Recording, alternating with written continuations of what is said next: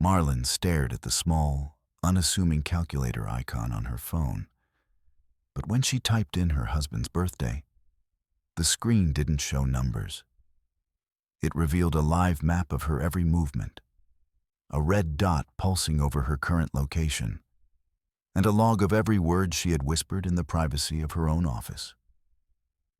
In the hallway, the heavy, deliberate tread of Edward's leather shoes stopped right outside her door. The handle turned with agonizing slowness, the cold click of the lock echoing like a hammer, cocking in a silent room.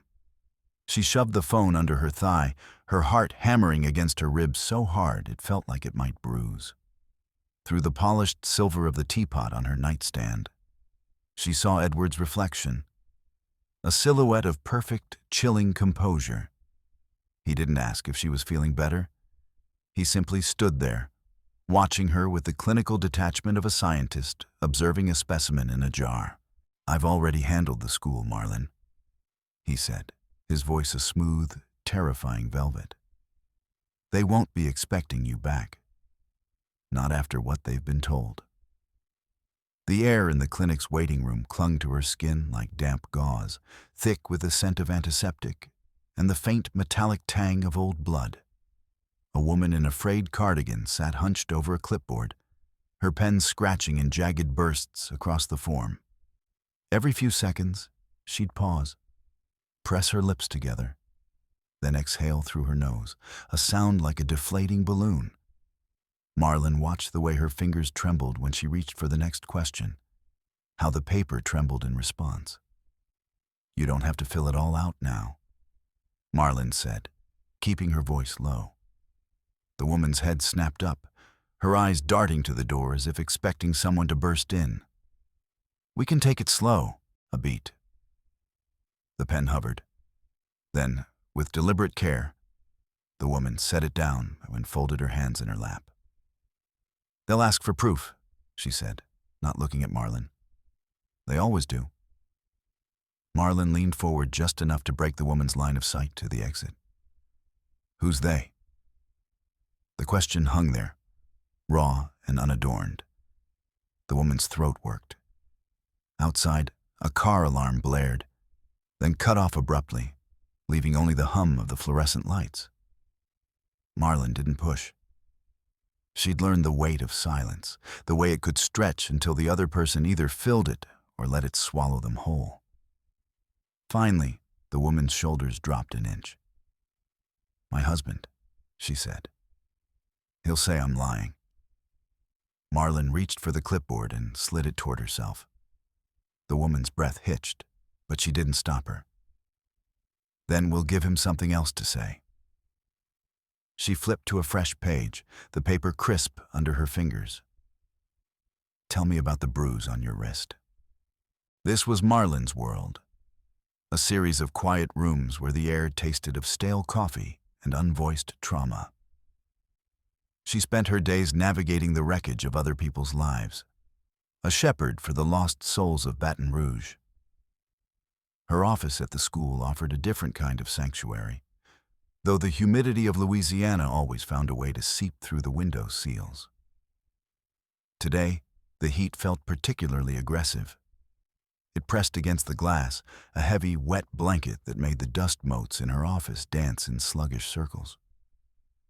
Across from her sat Liam, a boy whose frame seemed too small for his skeleton. He gripped the edges of the plastic chair with such intensity that his knuckles resembled bleached stones.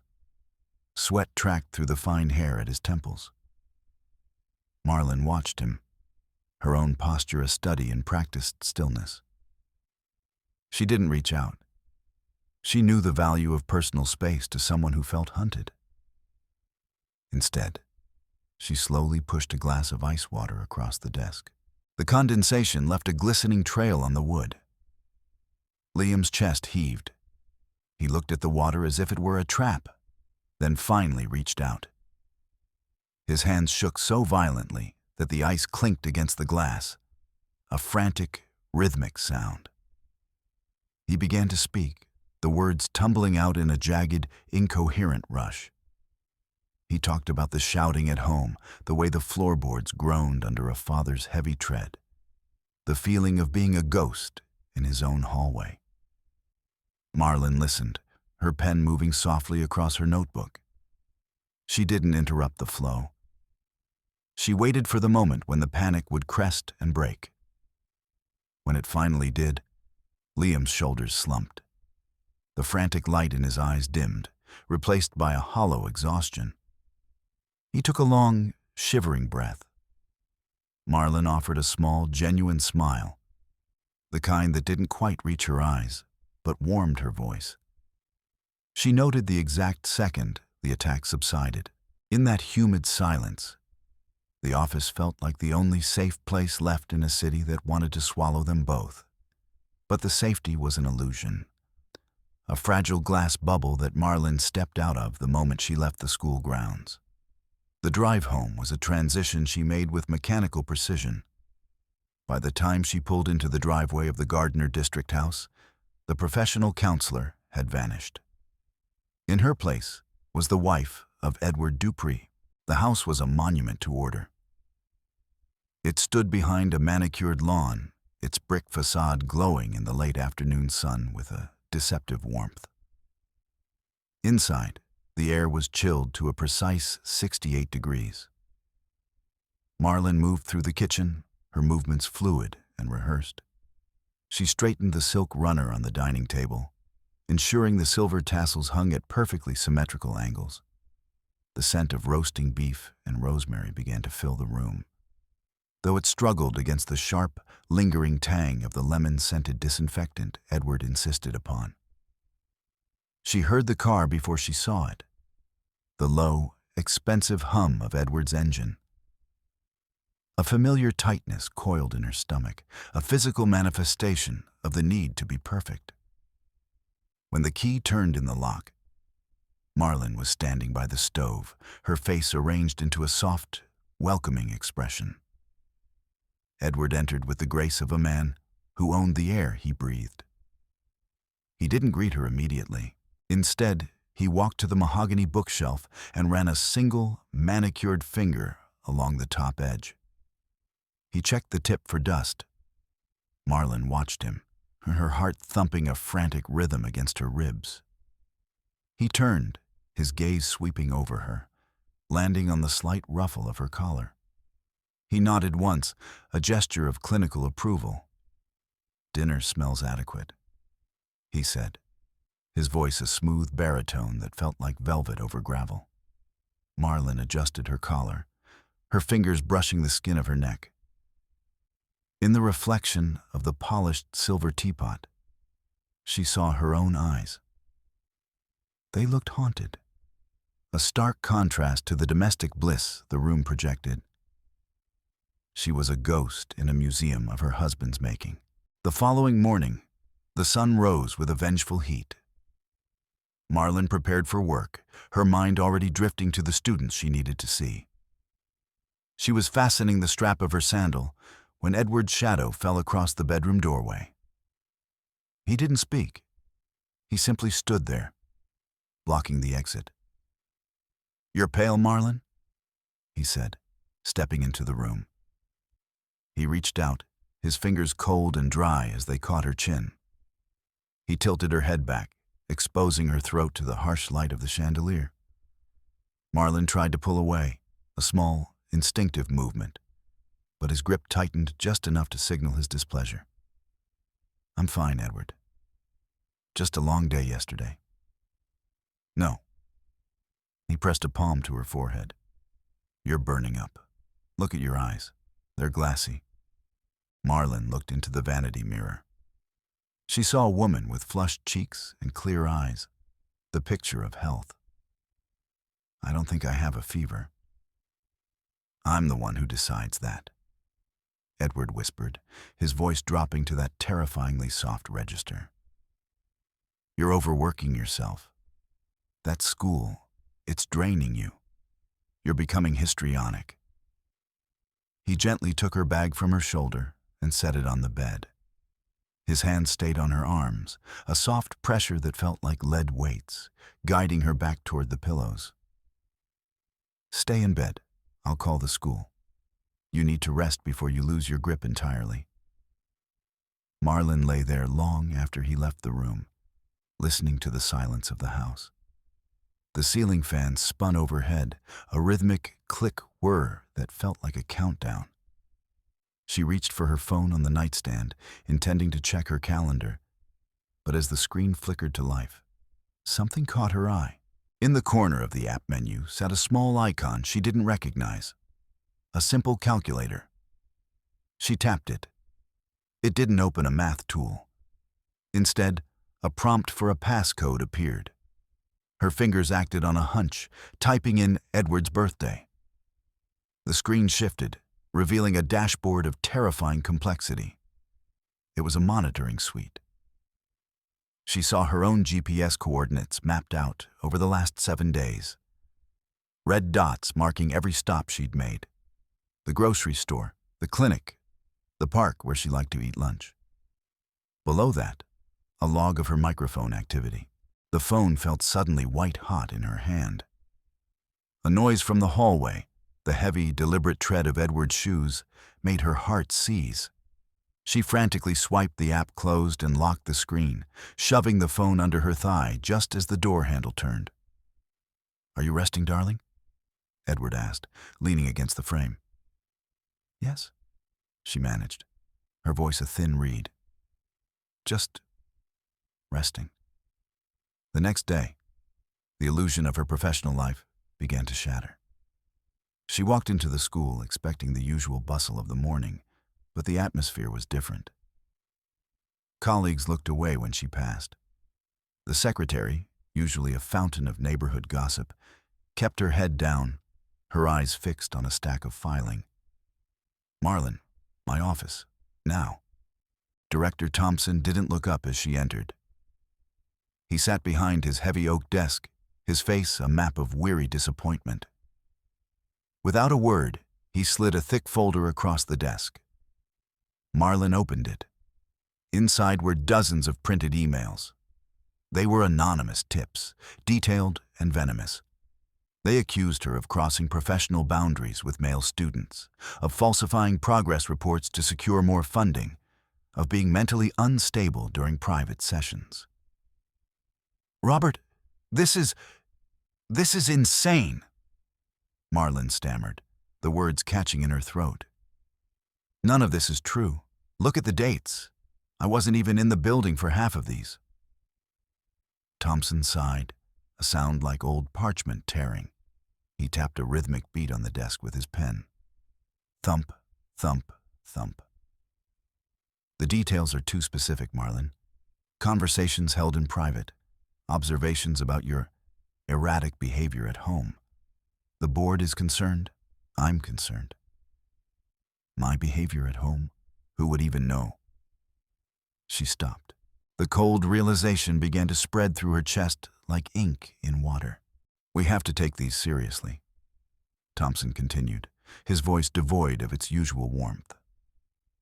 "Your reputation, it's under a cloud, Marlin. A very dark one." She left his office in a daze, the hallways appearing longer and more distorted than they had 10 minutes prior. When she arrived home, the house felt like a tomb. She found Edward in the living room, comfortably ensconced in his leather armchair with the evening paper. "Edward, something happened at the school," she said, her voice trembling. She described the emails, the accusations, the look on Thompson's face. Edward didn't look up from the financial section. He simply turned a page, the paper crisp and loud, in the quiet room. When she finished, he let out a short, dry chuckle. "I told you, Marlin, you're losing your touch. You've become an hysteric. You probably said those things yourself and forgot. Or perhaps your instability is finally becoming visible to everyone else." He finally looked at her, his eyes devoid of any warmth. He patted her knee with a condescending rhythm. "Maybe it's for the best. You should resign. Be a wife. Let me take care of you before you humiliate yourself further." Marlin retreated to the kitchen, the word hysteric ringing in her ears. Late that night, while Edward slept, she sat at the kitchen island with her work laptop. She was trying to compile a defense, but as she typed, the cursor suddenly moved on its own. It zipped across the screen, opening folders, deleting files, navigating through her private correspondence with a predatory speed. She froze, her hands hovering over the keys. The blue light of the monitor cast long, skeletal shadows against the kitchen walls. She watched as a command prompt window opened, lines of code scrolling past too fast to read. She realized then that her laptop wasn't hers anymore. It was a window for someone else to look through.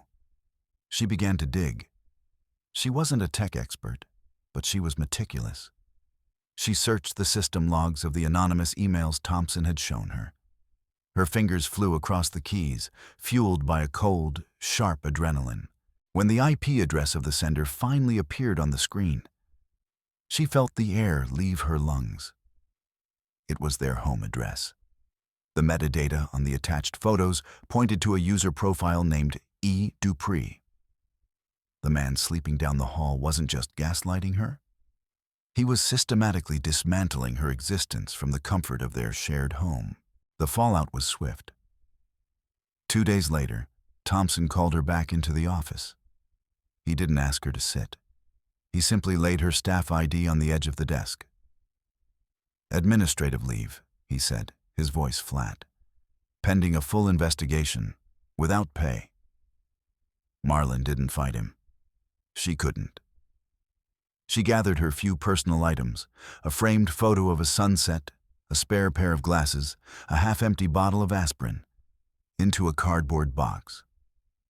The walk to the parking lot felt like a gauntlet.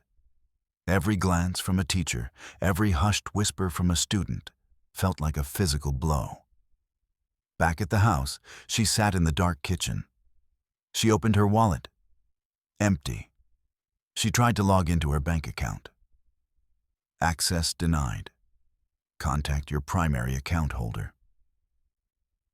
Edward had closed the circle. She was jobless, penniless, and branded as unstable by the community she had served for a decade. She looked at her reflection in the darkened oven door.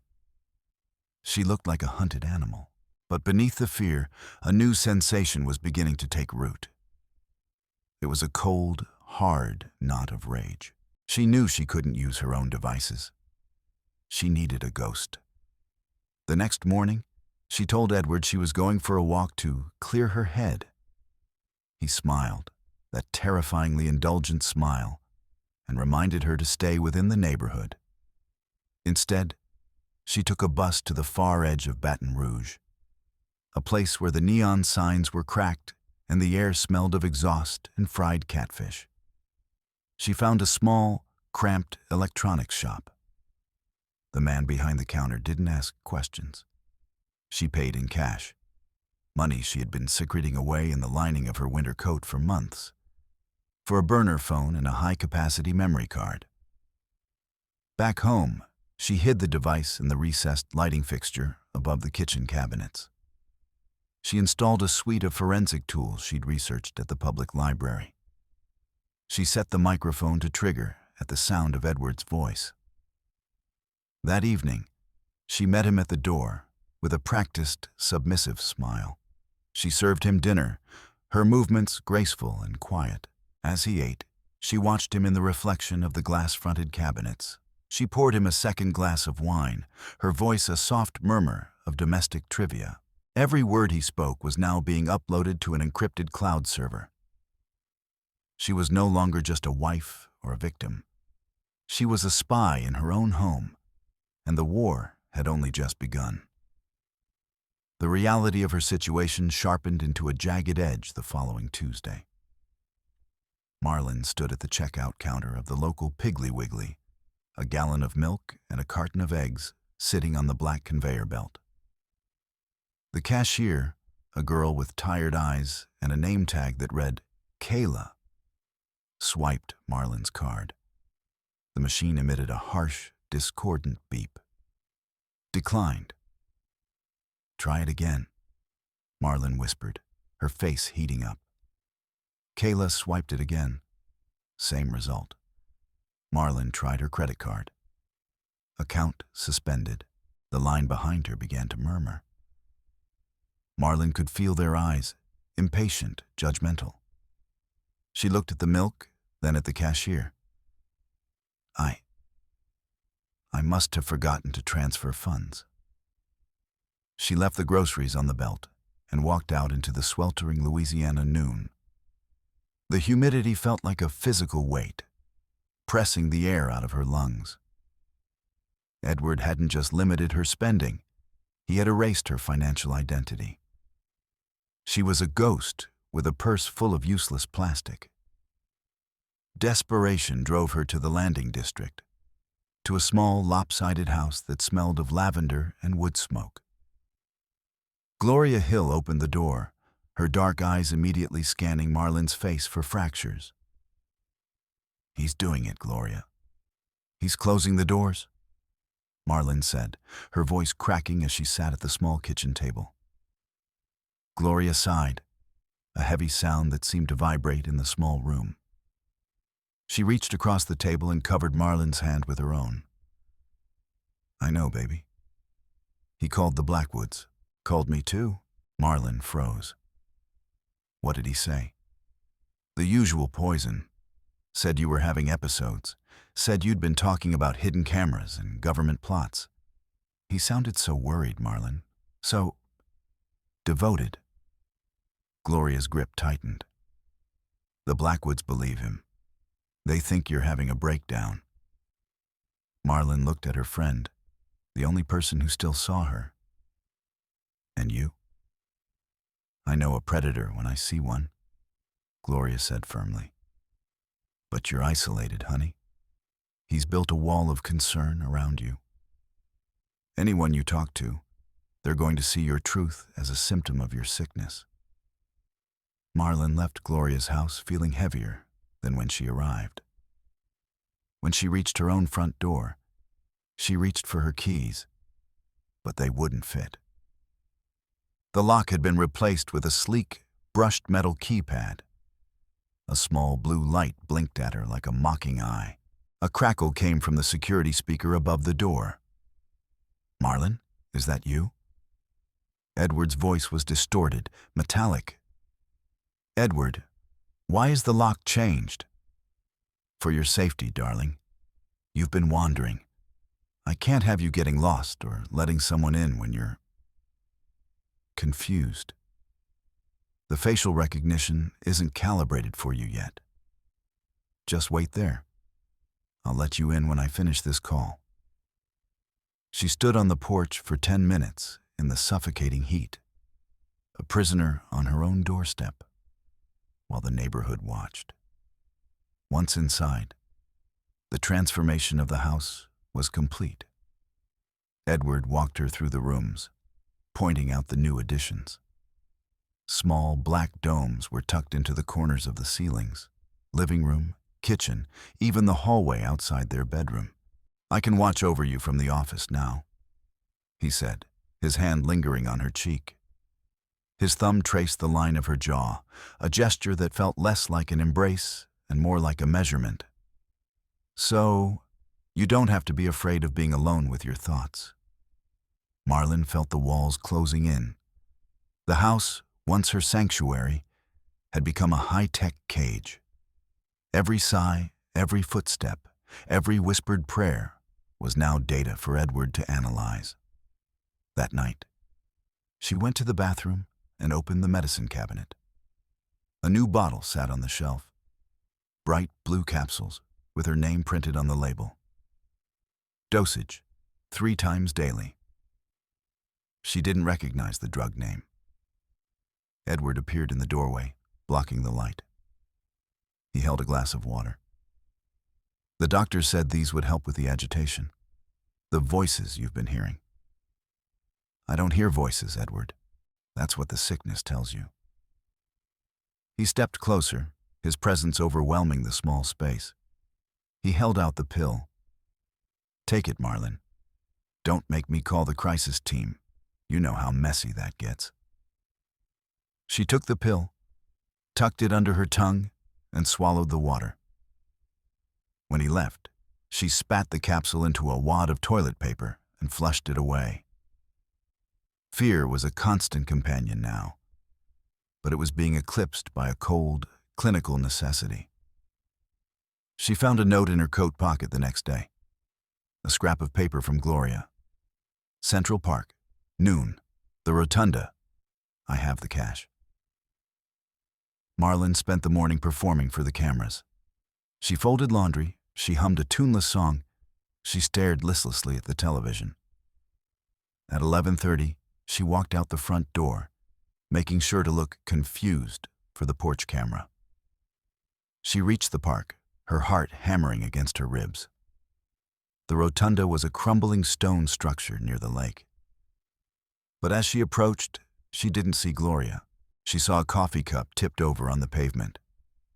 A few feet away, lying in the grass, was Gloria's phone.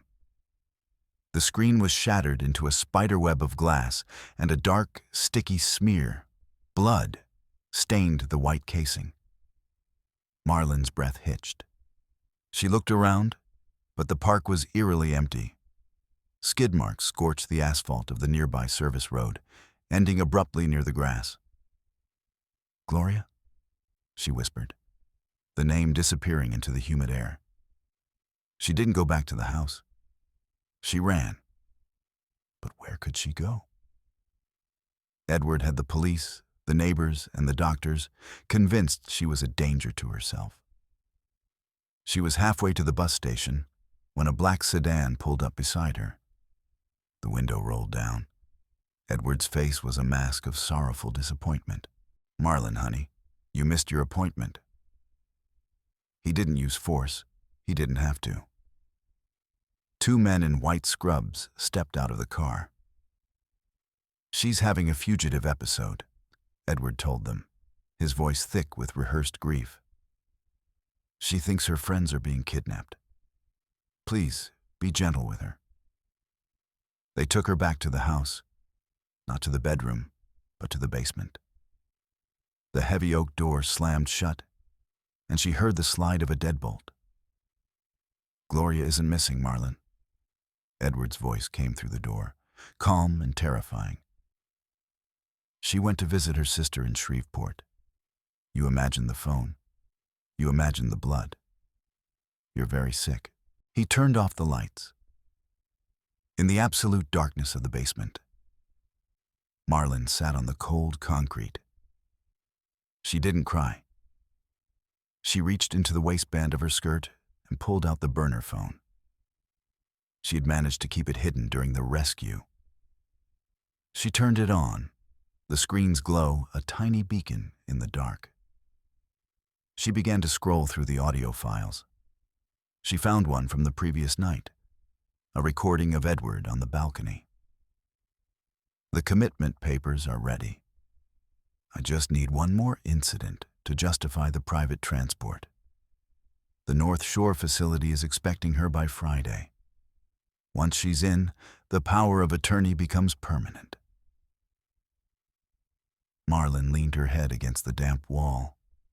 He was going to bury her in a private asylum. She began to feel around the basement walls, her fingers searching for anything she could use. Near the water heater, her hand brushed against a loose stone. Behind it, she found a small, rusted metal box. Inside was a leather-bound folder. She opened it, using the phone's light to read. It wasn't her file. It was Edward's. There were bank statements from offshore accounts, deeds to properties she'd never heard of, and a series of contracts for municipal projects that looked suspiciously like kickback schemes. But the most damning was a document with a forged signature. Her signature, giving him total control over her family's inheritance, a trust fund she hadn't even known existed. The date on the commitment order was tomorrow. She had less than 12 hours before the world turned its back on her forever. The basement was a tomb of damp air and the rhythmic, mocking tick of the water heater. Marlin sat in the dark, the burner phone screen dimmed to the lowest setting. The light flickered across the forged documents, casting long, distorted shadows against the cinder block walls. She wasn't just a wife to Edward. She was a lucrative asset, a final piece in a financial puzzle he'd been assembling for years.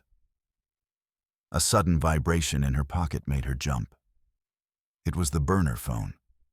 A text from an unknown number. "Marlin, it's Liam. I'm at the bridge. I can't do this anymore. They're all saying what you said isn't true, that you're the crazy one. If you're crazy, then there's no hope for me." Marlin's heart shattered.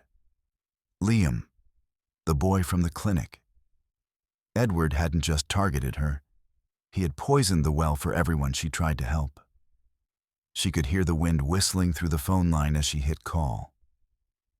"Liam, Liam, listen to me," she whispered, her voice a frantic rasp. "They showed us the emails, Marlin." The boy's voice was hollow, punctuated by the roar of traffic in the background. "The director said you were using us. My dad." He laughed. "He said I was a fool to trust a woman who couldn't even keep her own head straight." "Liam, it's a lie. It's all a lie. I'm being held. I'm in trouble, Liam. But you have to stay. Do you hear me? You have to stay." A heavy footstep sounded on the floorboards, directly above her head. "Edward, I'm tired of the noise, Marlin." Liam sobbed. "Everything is just noise." The line went dead. Marlin lunged for the door, screaming his name, pounding her fists against the oak until her knuckles split. The small viewing slat at the top of the door slid open. Edward's eye, cold and clinical, peered through. "Still shouting at ghosts, I see," he said. He held up her primary smartphone. "Your little student called. I told him you were resting in the infirmary. I think he got the message." He reached out and tapped the screen, his thumb sliding over the red end call icon. The silence that followed was absolute.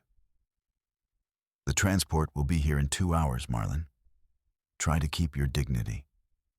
It makes the transition so much easier for the staff." The slat clicked shut. Marlin fell back against the door, the weight of her failure crushing the air from her lungs. Liam was on a bridge, Gloria was missing or worse, and she was locked in a hole while her husband ordered wine for a celebration of her erasure. Rage, cold and sharp as a scalpel, finally sliced through the terror. She didn't have time for a lockpick. She turned to the small, high window that led to the coal chute. It was narrow, encrusted with decades of grime and paint. She grabbed a heavy pipe wrench from the tool bench near the heater. Crack. The sound of the glass shattering felt like a gunshot in the quiet basement. She froze, listening. Above, the television hummed. A news broadcast. Edward was distracted. She hauled herself up, the jagged edges of the frame catching on her sweater, tearing into the skin of her shoulders. She didn't feel the pain. She squeezed through, her ribs groaning against the stone, until she tumbled out into the wet grass of the backyard. The night air was thick with the scent of pine and impending rain. She stayed low, crawling through the shadows of the azalea bushes. She could see Edward through the dining room window. He was wearing his tuxedo, adjusting his cufflinks with a look of serene satisfaction. She needed to get to the hospital. She needed to find Gloria. She ran toward the main road, her breath coming in ragged gasps. A massive tanker truck was idling at the gas station on the corner. She didn't think, she just acted. She grabbed the driver's arm as he climbed into the cab. "Please," she gasped, showing him her bloody hands, her torn clothes. "My friend. The accident at St. Agnes. I have to get there." The driver, a man with a face like a topographical map, looked at her for a long second. He didn't ask for her story. He just jerked his thumb toward the passenger seat. The ride to the hospital was a blur of neon lights and the rhythmic thrum of the engine. Marlin watched the city of Baton Rouge slide past, a place she'd lived in her whole life, now rendered unrecognizable by the man she'd married. St. Agnes Hospital smelled of floor wax and despair. Marlin slipped through the sliding doors, keeping her head down. She found the ICU on the 4th floor. Behind the glass of room 612, Gloria lay like a broken doll. Her head was a mass of bandages, her face swollen and bruised. A ventilator hissed, a mechanical lung keeping her in the room. Marlin slipped inside, the heart monitors beep a frantic rhythm in her ears. She took Gloria's hand. It was cold, the fingers stiff. "Gloria, it's me. I'm so sorry." Gloria's eyelids flickered. Her hand made a tiny, spasmodic movement, pointing toward the plastic bag of personal effects beneath the bed. Marlin reached inside. Her fingers brushed against something hard and metallic. A safety deposit box key, and a small, handwritten note tucked into a pill bottle. "Bank of the South, 442. Everything is there." "He's not just hurting you, Marlin. He's hurting the city. Don't let him win." "I won't," Marlin whispered. She kissed Gloria's forehead, the scent of antiseptic stinging her nose. Movement in the hallway caught her eye. A security guard was talking to a man in a dark suit, a man who looked remarkably like one of Edward's associates. She grabbed a discarded lab coat from a laundry bin and pulled it on, hiding her torn clothes. She walked past the guard, her heart hammering a hole in her chest. She didn't look back until she was on the street. She pulled out the burner phone to call a cab, but the screen flashed red. "Remote access lock, Edward." He'd found the signal. He was tracking the burner. She felt a strange heat against her chest.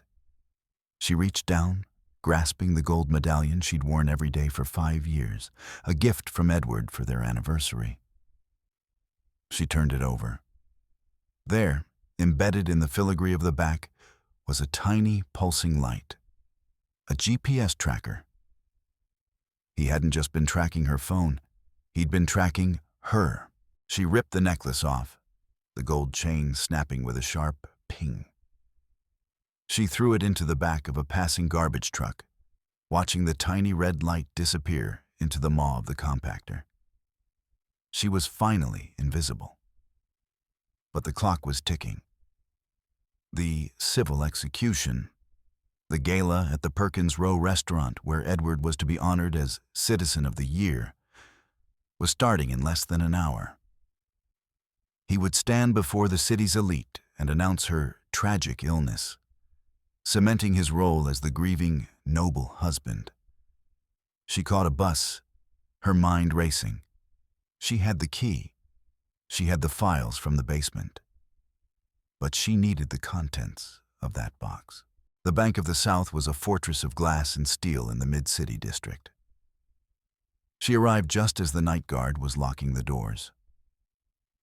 "Please," she said, her voice steady, authoritative.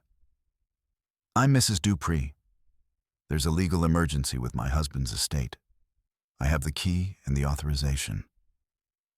The guard hesitated, but the Dupree name carried weight in this town. He let her in. The vault was a tomb of silent metal. Marlin's hands shook as she slid the key into box 442. It clicked open. Inside was a digital recorder and a stack of ledgers. She hit play on the recorder. "The school board will look the other way on the construction bids as long as the Dupree Foundation keeps the unstable elements quiet. My wife, she's a non-issue. By the time the gala is over, she'll be in a room with no windows and a very long lease." It was Edward's voice. Clear, arrogant, final. Marlin clutched the recorder to her chest. She had the weapon. Now she just had to survive the delivery. The Perkins Row ballroom was a sea of black ties and silk gowns. The air was thick with the scent of expensive perfume and the clinking of crystal. At the center of it all stood Edward, looking every bit the pillar of the community. He was at the podium, his face a masterpiece of controlled sorrow. "It is with a heavy heart," he began, his voice echoing through the silent hall, "that I must share some personal news regarding my beloved Marlin.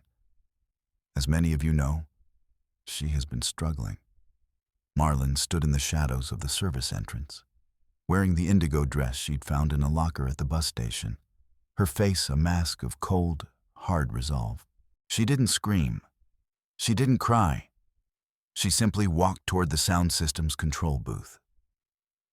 The gala was a masterpiece of orchestrated deception. Edward stood bathed in the warm glow of the spotlights, his silhouette cast large against the velvet curtains. He looked like a god of the New South, polished, grieving, and utterly in control. The elite of Baton Rouge watched him with rapt attention, their faces reflecting a mixture of pity and admiration.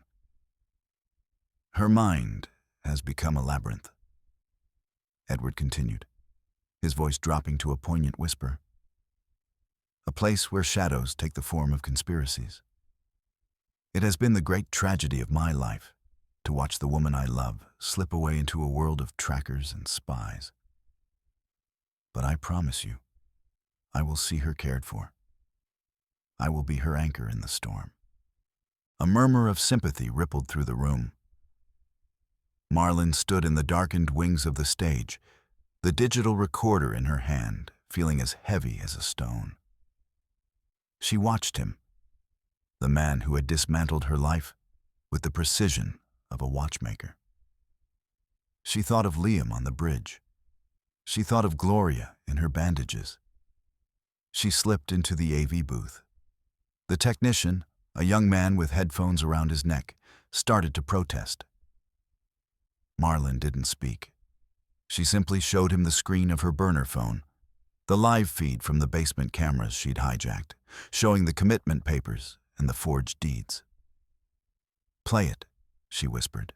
Edward was reaching the crescendo of his speech. "And so, as I accept this honor, I do so for her. For the Marlin who was, and for the hope that she might one day." The speakers didn't emit the swelling orchestral music he'd planned. Instead, a harsh, mechanical click echoed through the ballroom. "The school board will look the other way. My wife? She's a non-issue.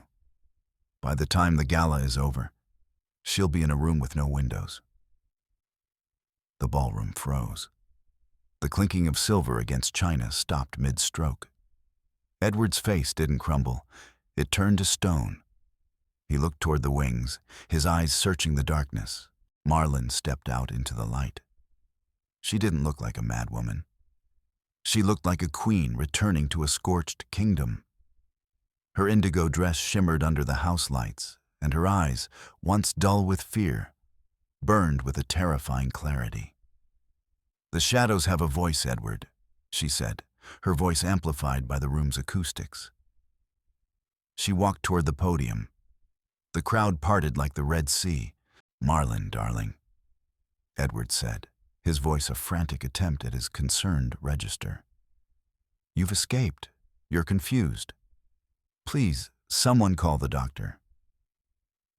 "The only doctors coming tonight are the ones who will examine your offshore accounts," Marlin replied, her voice steady. She held up the ledgers from box 442, "and perhaps the ones who will treat the bruises on Gloria Hill's neck." The big screen behind Edward suddenly flickered to life. It wasn't showing the slideshow of their happy marriage. It was showing the forensic logs of the anonymous emails, the IP addresses, the user profile. E. Dupree. Then, the audio shifted. It was the recording of Edward practicing his 911 call. the fake struggle, the rehearsed gasps of terror. The silence in the ballroom was no longer sympathetic. It was lethal. Richard Langley, the city's most powerful developer and Edward's primary benefactor, stood up. He looked at the screen, then at Edward. His face was a mask of cold fury. "Edward," Langley said, his voice carrying to every corner of the room. "Is there an explanation for this that doesn't involve a prison cell?" Edward's composure finally snapped. He lunged for Marlin, his hands reaching for her throat, the facade of the perfect husband dissolving into the raw, jagged violence of a cornered predator. "You bitch!" he roared. "I made you. I gave you everything." He never reached her. Two security guards, men who had previously bowed to him, intercepted him, pinning his arms behind his back. Marlin didn't flinch. She stood her ground, watching as the man who had tried to erase her was hauled away under the judgmental gaze of the world he had tried so hard to impress. As the police let him out, the ballroom remained in a state of stunned paralysis. Marlin turned back to the crowd. "My name is Marlin Dupré," she said, her voice ringing clear.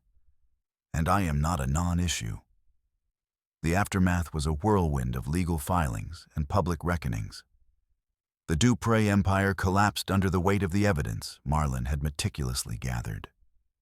Edward's friends vanished like smoke in a gale, and the city that had once pitied her now looked at her with a new, uncomfortable respect. 1 month later, Marlin sat in her new apartment in the Blue Bonnet district. It was small, but the windows were large, and the light that flooded the rooms was clean and bright. There were no cameras in the corners, no hidden microphones in the vents. The scent of fresh coffee filled the air, real coffee made by her own hands. Her phone buzzed. A text. "Liam, I'm back in school." Thompson apologized. "I'm seeing a new counselor, but she's not you. Can we talk?" Marlin smiled, a real smile, one that reached her eyes and stayed there. She looked at her reflection in the glass of the balcony door. She didn't recognize the woman from the Gardner house.